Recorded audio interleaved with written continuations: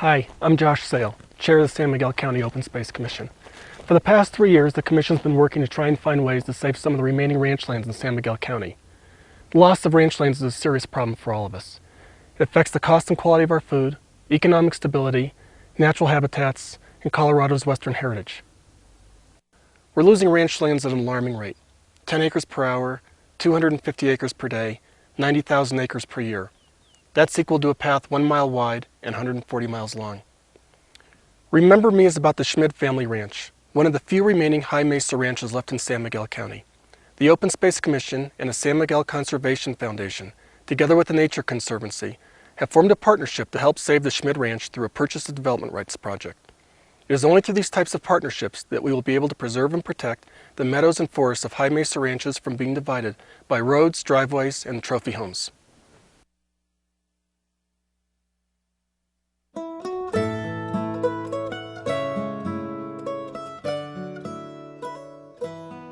My name is Clarice Schmid.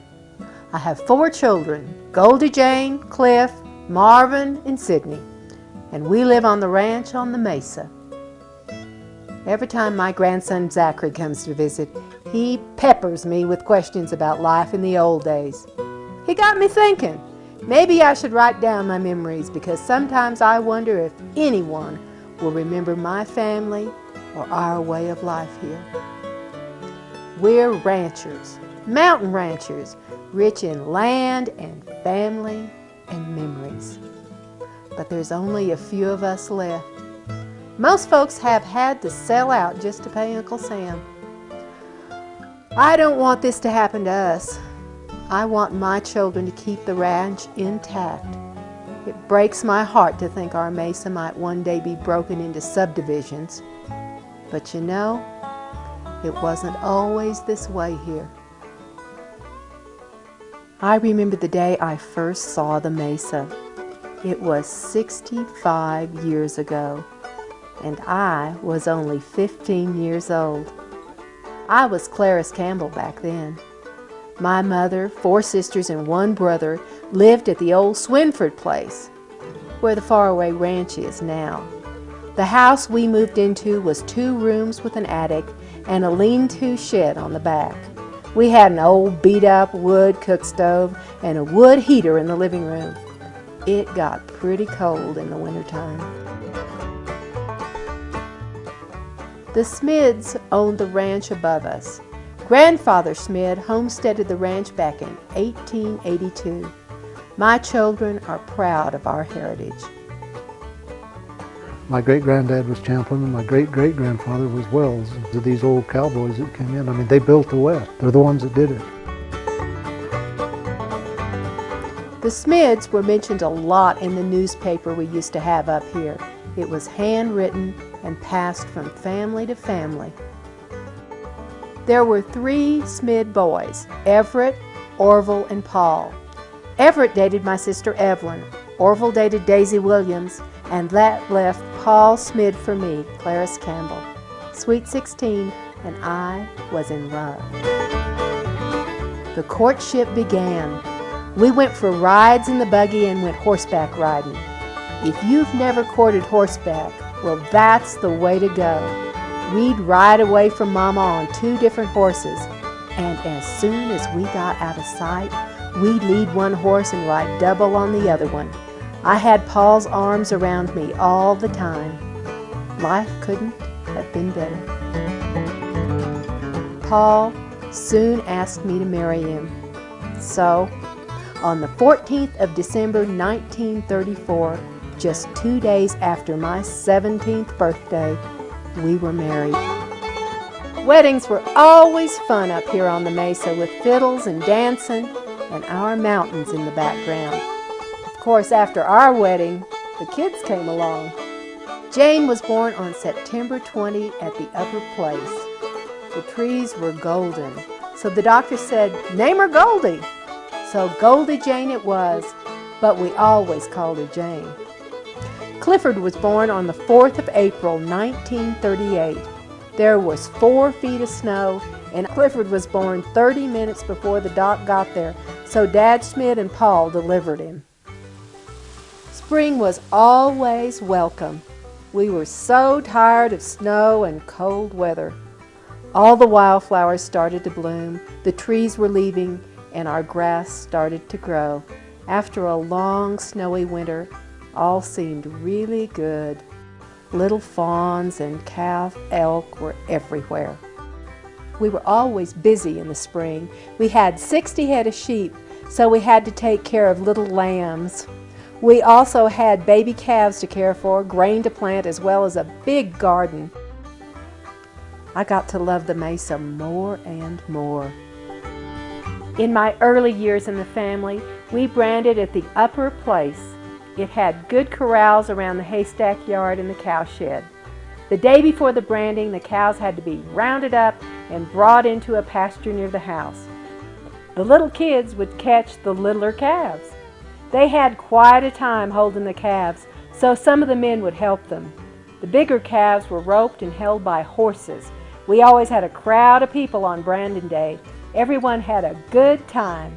My earliest memories of life on the ranch is all of us working together. If it was branding, we were all there. Or if it was getting hay, we all worked together. I can remember helping Mom in the kitchen, getting potatoes peeled or whatever needed to be done. We all worked together, the whole family. I'm the youngest of 4 children, Paul and Claire Schmid. And the things that I learned on this ranch are the things that have taken me through my life. My dad taught me to work with my hands, with building engines, taking them apart and putting them together, machinery. And my mom taught me how to sew. I've made shirts, I've knitted caps.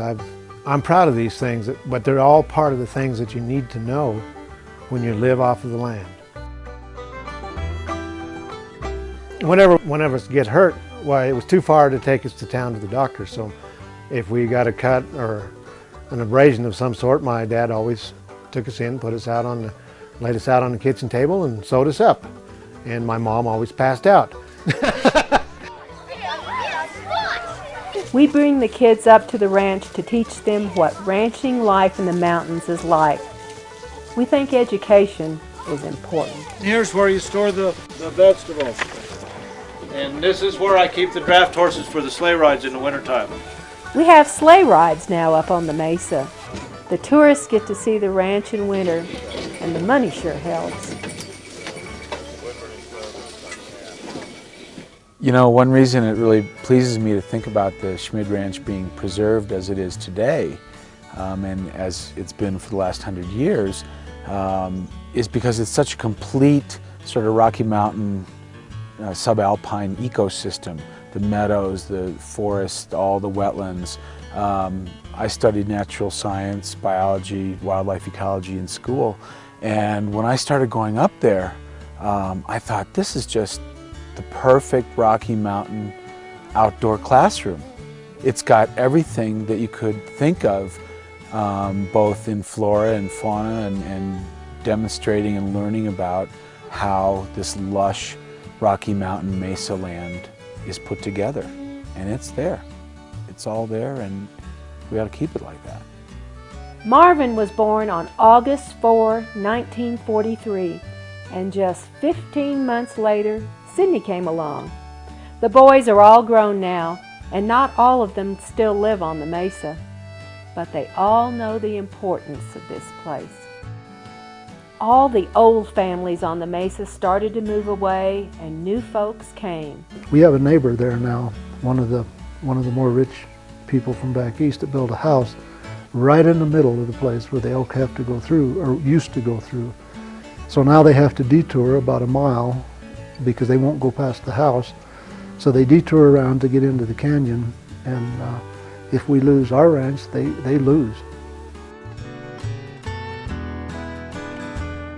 I remember my uncles, both Everett and Orville. Everett was the quieter one, but Orville was like always a big brother, an uncle, a second father, all wrapped up in one.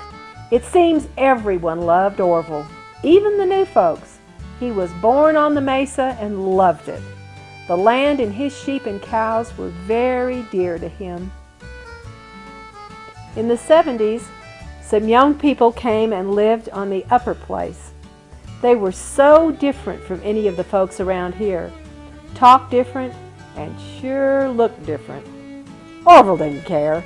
He made friends with them and taught them a thing or two about ranching life.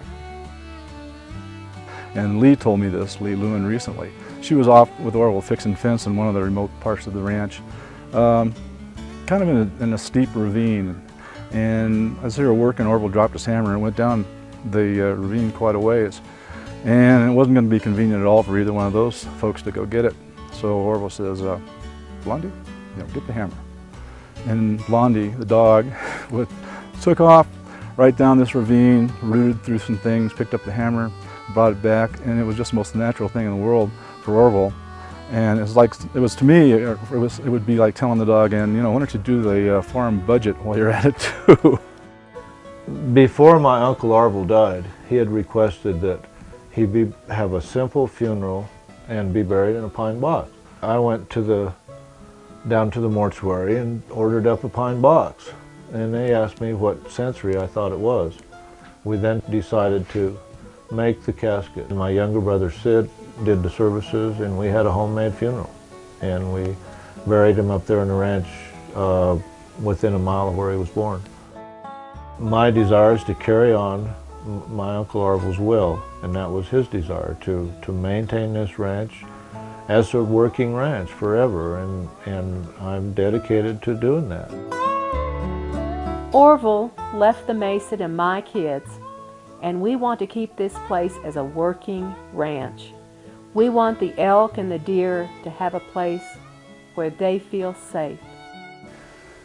What I think is important is that we can save that land, and by saving that land, maybe someone else can save their land, and then someone else, and then maybe we can preserve a way of life that should be preserved. If you like what the big four gas companies did to the price of gas 8 years ago, you'll just love what they're going to do to the price of food when they take over all the food production. Facing our mountain, I sometimes sketch, but so much has changed. The changes are hard for me to take. Before, I could look out my door and see wild animals. Now I see houses. I see a blue-roofed house across the way and more houses on the skyline. I am 80 years old now. I have my home, my family, and memories of my life here. I hope you know by now, we instilled in our children a love of the land. They all love the Mesa with our mountains as the backdrop. My kids are trying hard to keep our place intact the way it always was. They are trying to keep the fields green, the fences up, and the house and barn in repair. They are trying hard to keep alive a way of life that honors the land. Sometimes I wonder just for what